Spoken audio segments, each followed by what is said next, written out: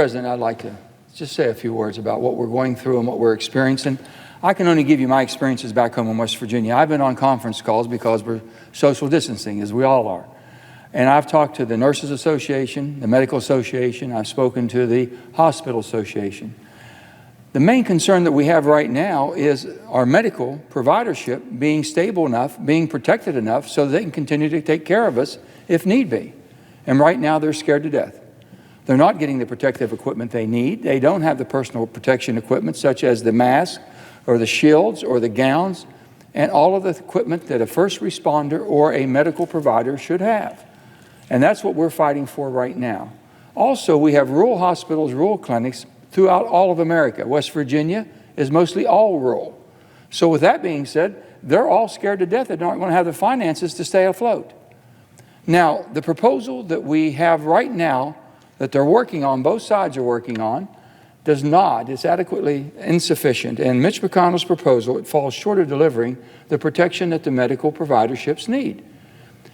They talk about economy and the recovery of this economy. Until we find treatment for the virus as we know it, the treatment for this virus, that people that do contract it know that they have a treatment that can cure them. And then find a working vaccine as quickly as possible. We know that we've been told that could be 12 months or longer.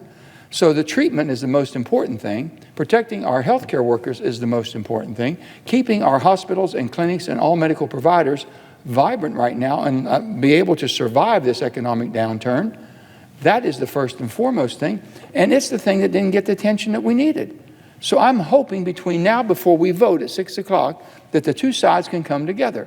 I implore my colleagues on the Republican side to basically express their concerns to their leader, Mitch McConnell, that we need to have a balanced approach. I'm concerned about the economy. I'm concerned about the workers. No fault of their own. We've had workers throughout West Virginia that have been laid off. They've done nothing wrong, except they're in a profession that basically, because of the health concerns of our country, they had to be laid off. The businesses they worked for had to stop and cease and desist. They had to stop. No fault of their own. It's just basically for the health risk of this country, it was best if they closed. These people have no control whatsoever about their destiny, except when can we get this thing cured? When do we go over top? And basically when we get ahead of the cycle or ahead of the curve and be able to go back as normal. Wall Street will not return, I can assure you, and no matter how much money we throw at Wall Street, it is not going to have confidence built into it as long as the virus is out there without any type of a treatment or a vaccine coming down the pike that's going to cure and protect us. That's what this is all about. Don't you think we should be putting the resources on the front end to help these providers, to give some assurances to the American public, to the people in West Virginia, that we have found and we have a treatment now that'll work? God forbid if you contract the disease and the virus attacks you, but we can help you. You know, you're not going to perish from this. But with that being said, it doesn't make any sense to me that the proposal that Leader McConnell from the Republican side has put forth is absolutely, totally worried about Wall Street at this time. I'm worried about the people in little rural West Virginia and all over Main Street. That's the people we're worried about. And Wall Street's going to do just fine. It's always rebounded real well. They've always come back strong. But the market has to have stability to it, and it has to have confidence in it, and the people have to have confidence. So that's why we're saying, let's take care of the people that we're asking to take care of us if we need them. Let's take care of our healthcare workers, our nurses, our first responders, all of our doctors. Let's take care of the facilities that they are keeping open for us, which is the hospitals and the clinics, everything that we possibly can to protect them. Let's make sure that our workers and these healthcare providers don't go down, because if that system goes down, I can assure you, you can't print enough money for Wall Street to rebound if the healthcare system in this country is not able to take care of the people of America. That won't happen.